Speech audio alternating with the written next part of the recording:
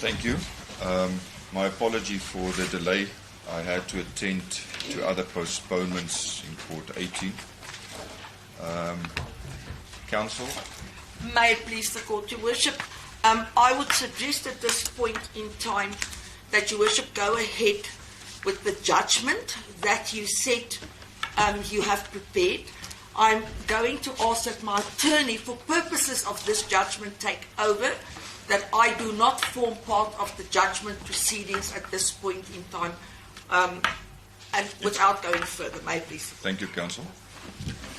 Worship, indeed, I confirm that for purpose of judgment, I will proceed on the instructions of my client and as discussed in chambers. Thank you.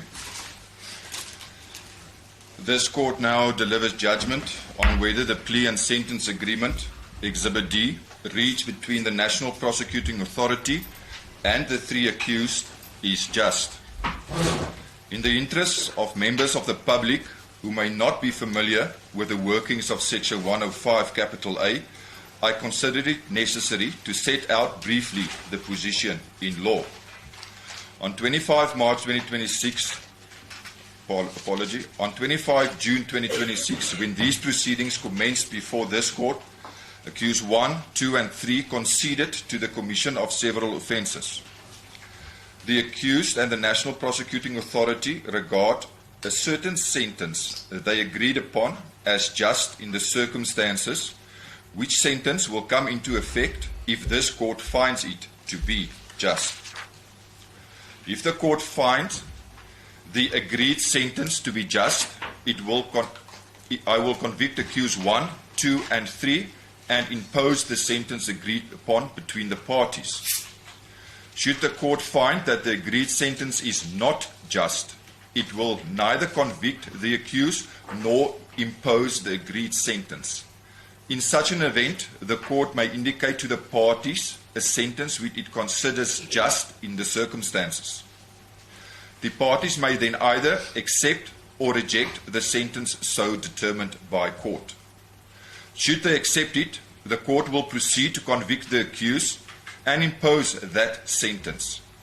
If either party declines such sentence, the proceedings will stop, no conviction will follow, and the matter will be referred to another court to commence de novo for the purpose of trial.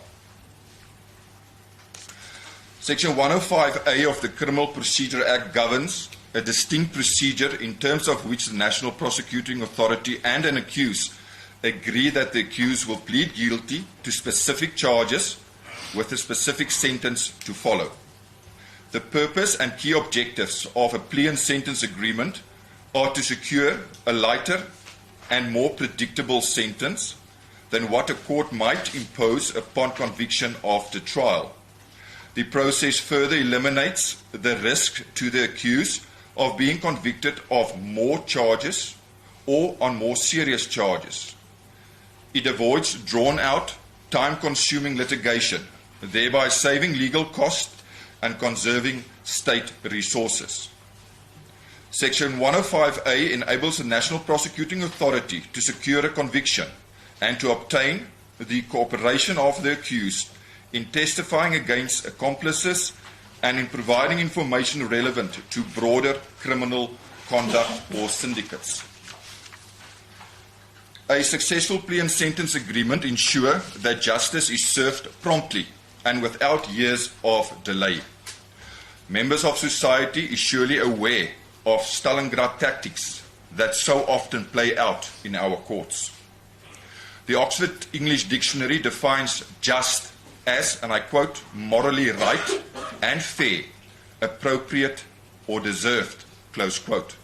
It appears that when considering whether a proposed sentence is just, there is indeed some scope for weighing up the circumstances of the accused, the interests of society, and the seriousness of the offences. Accused 1 is 50 years old. At the time of the commission of the offences, he was 48 years of age.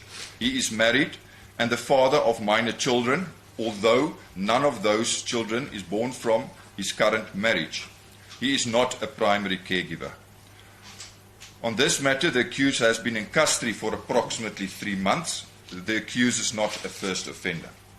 None of the personal circumstances of accused 1 disclosed strikes me as substantially mitigating.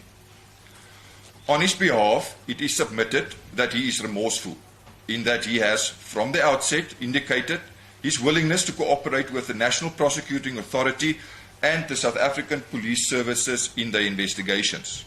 In doing so, he already provided valuable information and evidence that will assist the prosecuting authority in investigating and prosecuting high-ranking officials involved, allegedly so, in criminal conduct. Accused 2 and 3 are both juristic entities represented by accused 1. The plea and sentence agreement disclosed little information as to the current status of accused 2 and 3 as legal entities. The admitted and agreed facts relating to the charge of fraud reveal accused 1 to be the mastermind behind the commission of that offence. Following an advertisement pertaining a tender, it was accused 1 that set the plan in motion.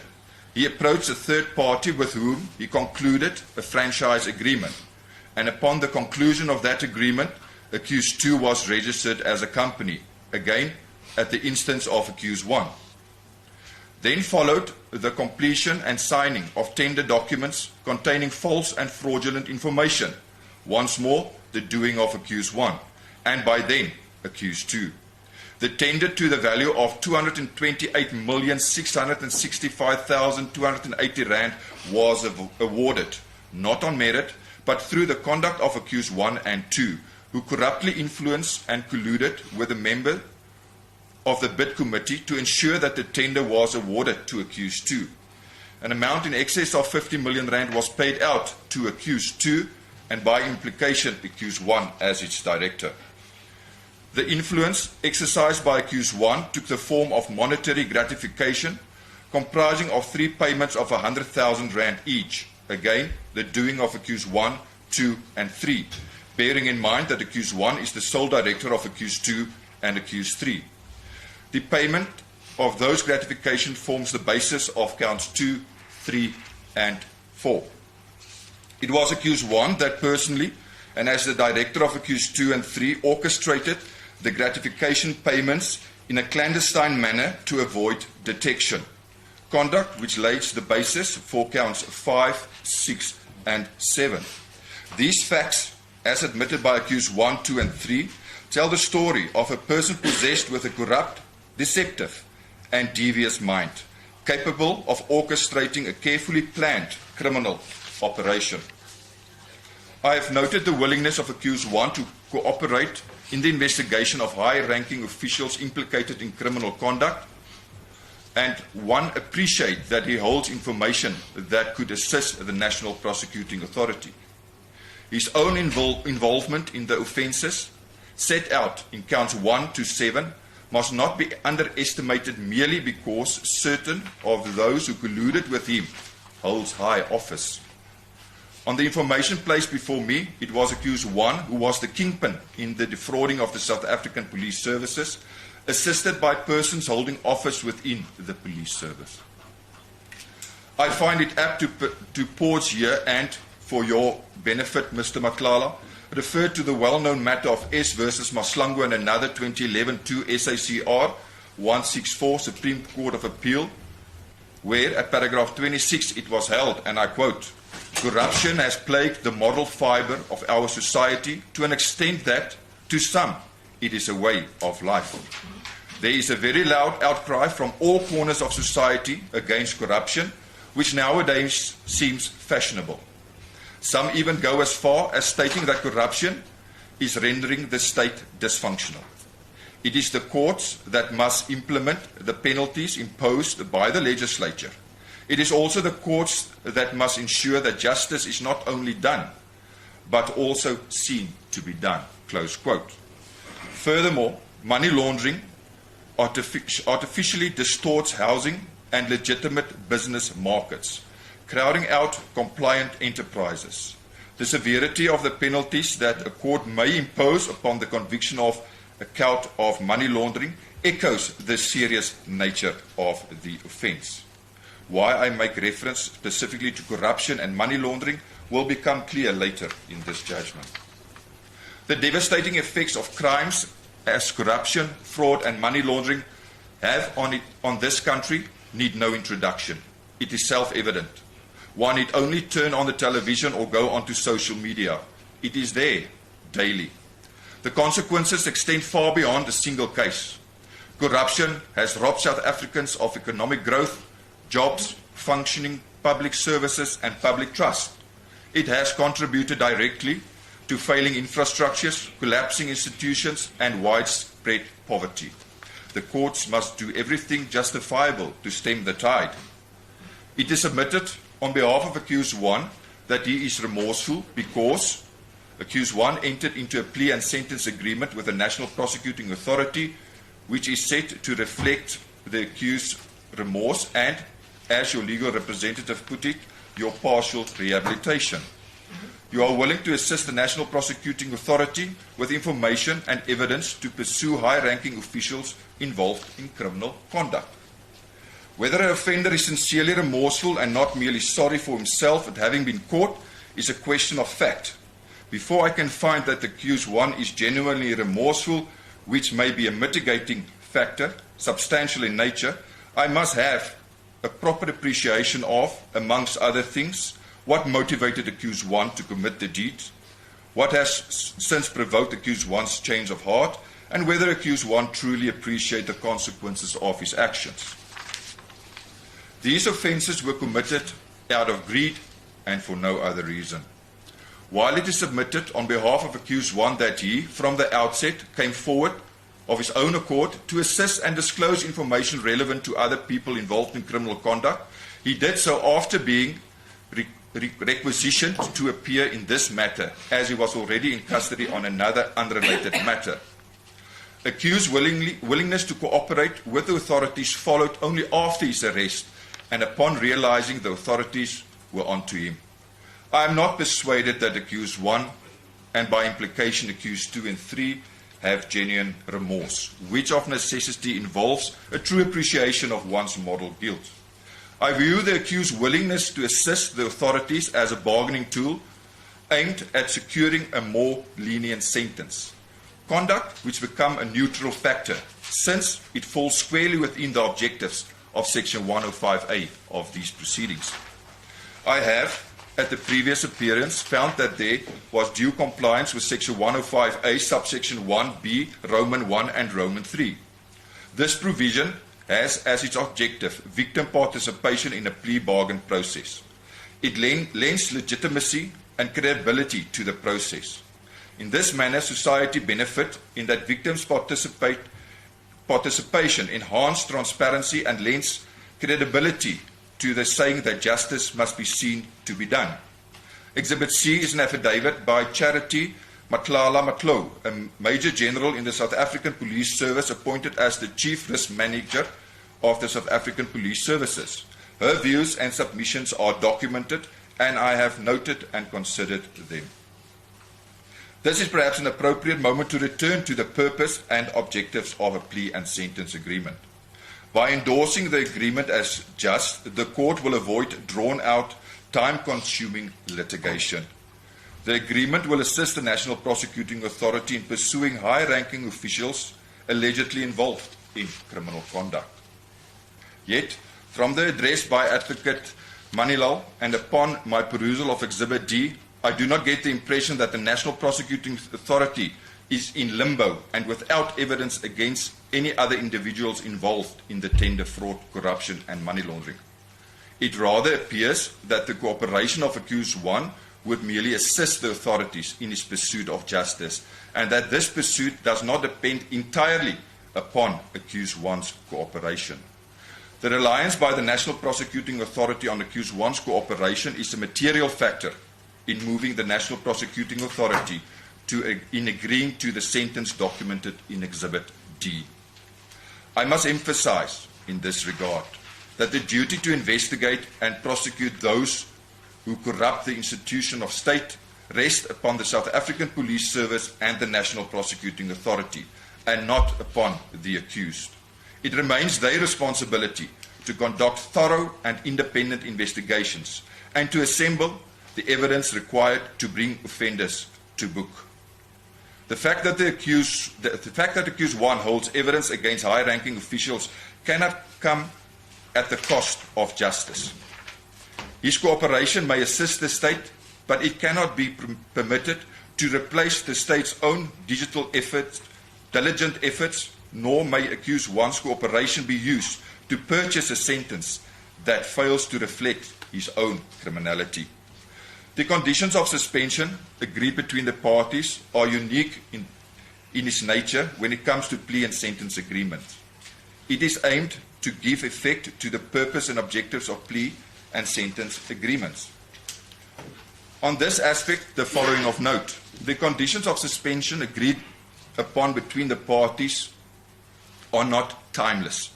The Criminal Procedure Act limits the period that the condition of suspension may run, which period is a maximum of 5 years. Therefore, as important as the cooperation of accused one may be to the National Prosecuting Authority, the latter may be challenged in the form of delays. Upon the lapse of 5-year period, the conditions of suspension may no longer be enforced.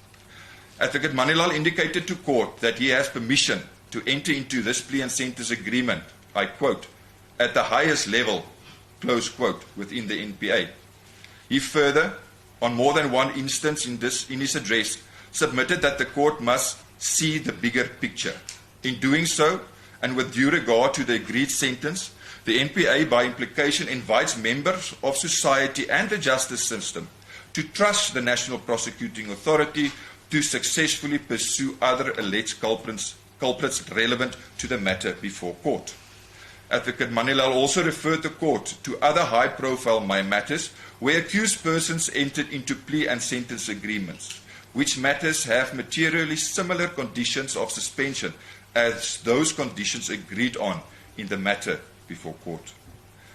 I may not know of all matters and trials currently before the courts within the country, but I am not aware of high-profile accused persons like, for example, Mr. Agrisi, relevant to the Bosasa matter under criminal case number CC14 of 2022, having commenced with his testimony in line with his plea and sentence agreement.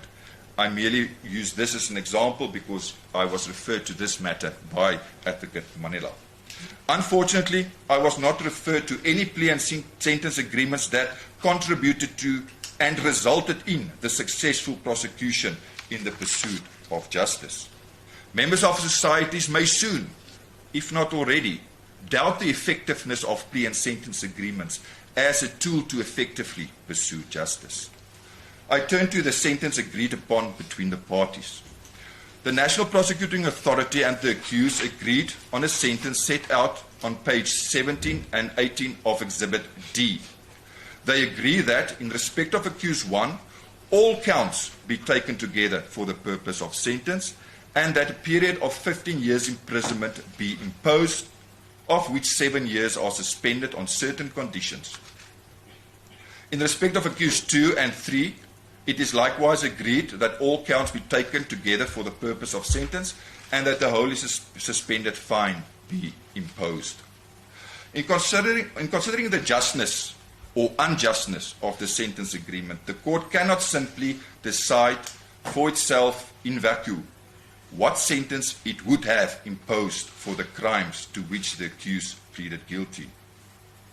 If that was the case, I would have, without a doubt, imposed a much heavier sentence under the circumstances.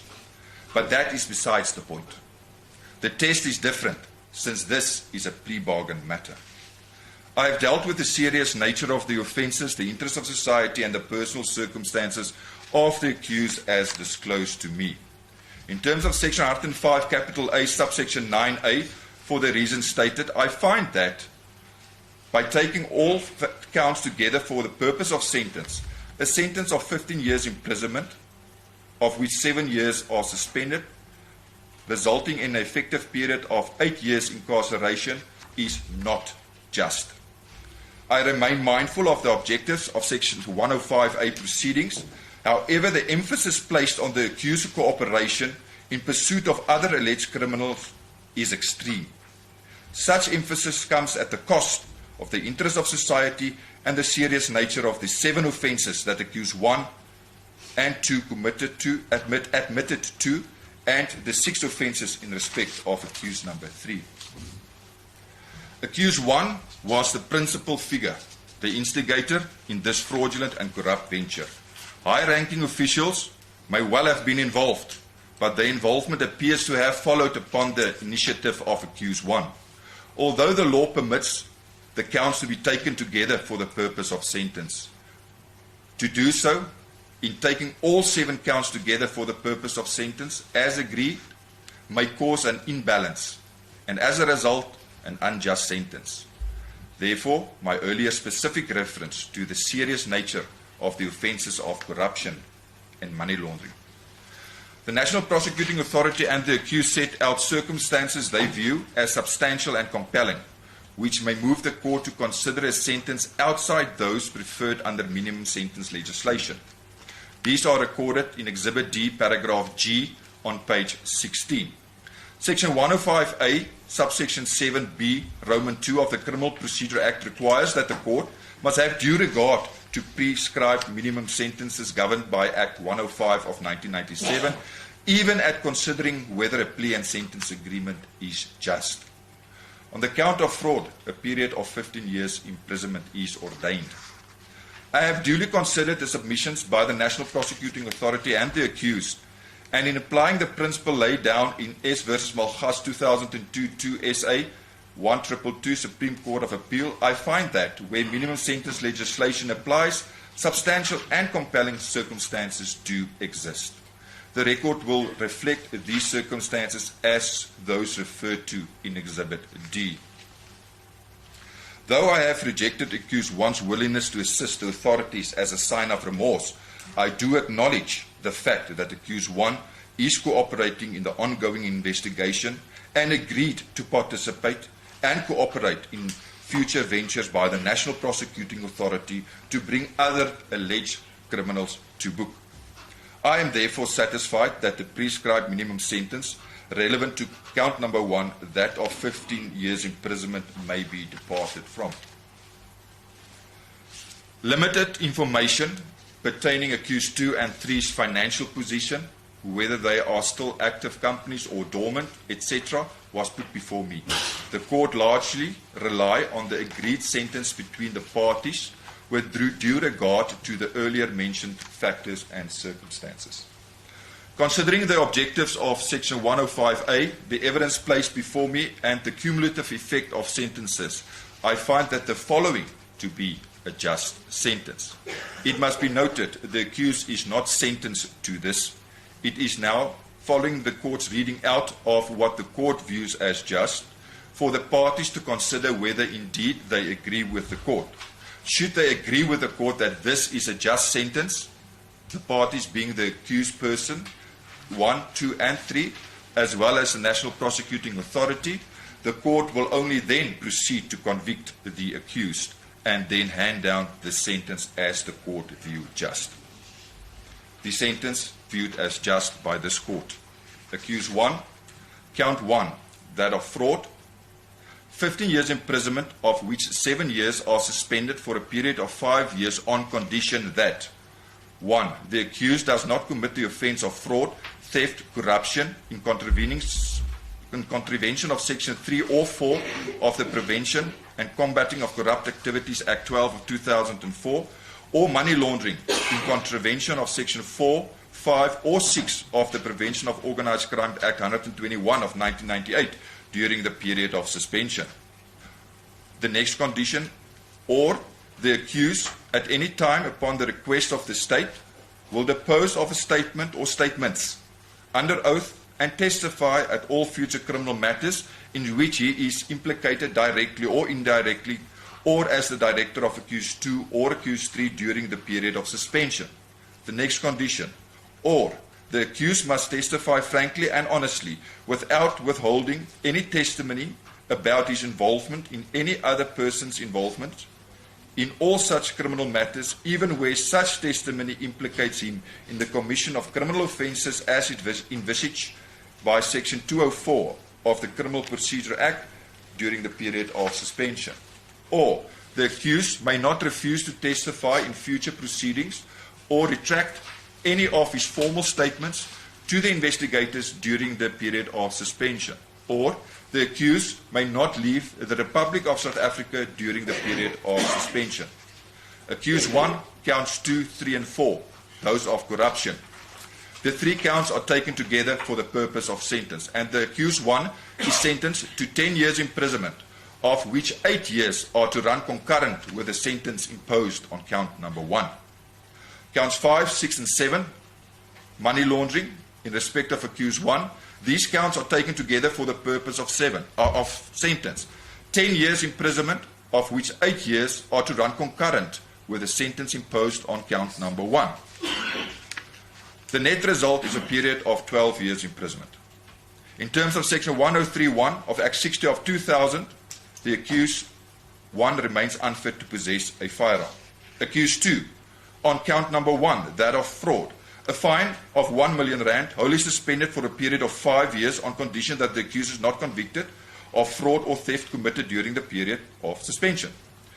Accused 2, on count 2, 3, and 4, that of corruption. These counts are taken together for purpose of sentence. A fine of 500,000 rand, wholly suspended for a period of 5 years on condition that accused 2 is not convicted of corruption in contravention of Section 3 or 4 of the Prevention of Combating of Corrupt Activities Act 12 of 2004, committed during the period of suspension. In respect of accused 2, counts 5, 6, and 7, that of money laundering, they are taken together for the purpose of sentence. A fine of 500,000 rand, wholly suspended for a period of 5 years on condition that the accused is not convicted of money laundering in contravention of Section 4, 5, or 6 of the Prevention of Organised Crime Act 121 of 1998, committed during the period of suspension. In respect of accused number 3, counts 2, 3, and 4 of corruption, it is taken together for the purposes of sentence, and accused 3 is fined to 500,000 rand, wholly suspended for a period of 5 years on condition that accused 3 is not convicted of corruption in contravention of Section 3 or 4 of the Prevention of Combating of Corrupt Activities Act 12 of 2004, committed during the period of suspension. In respect of accused 3, counts 5, 6, and 7, that of money laundering, these counts are taken together for the purpose of sentence. Accused 3 is sentenced to a fine of 500,000 rand, wholly suspended for a period of 5 years on condition that the accused is not convicted of money laundering in contravention of Section 4 or 5 or 6 of the Prevention of Organised Crime Act 121 of 1998, committed during the period of suspension. That is the sentence the court views just. The parties will now be handed each a copy of this sentence the court views just for them to consider. I will have a short adjournment. You can give me indication if you need more time to consider same, or whether you are in a position then today to have the matter finalized. There's the copy for the state and the copy for the defense. Shall we have, you will give me indication? Indeed, so Your Worship, obviously we'll seek to consult with the accused person in view of the sentence that the court has just read out. It's obviously not what was anticipated in terms of our agreement, so we will need an opportunity. I'm just not sure, because the court indicated that it has another role, the court's availability to accommodate us, or if perhaps I take quick instructions now from the accused, whether we seek more time or we'll be able to deal with it or roll it over to another day for him to consider what has now been imposed. Can I just have a minute? Can I give you 30 minutes to consider this? And if you are instructed, ready with your instructions prior to the 30 minutes, you can just give me an indication, I can come back to court. Escort, please. Thank you. Court adjourned.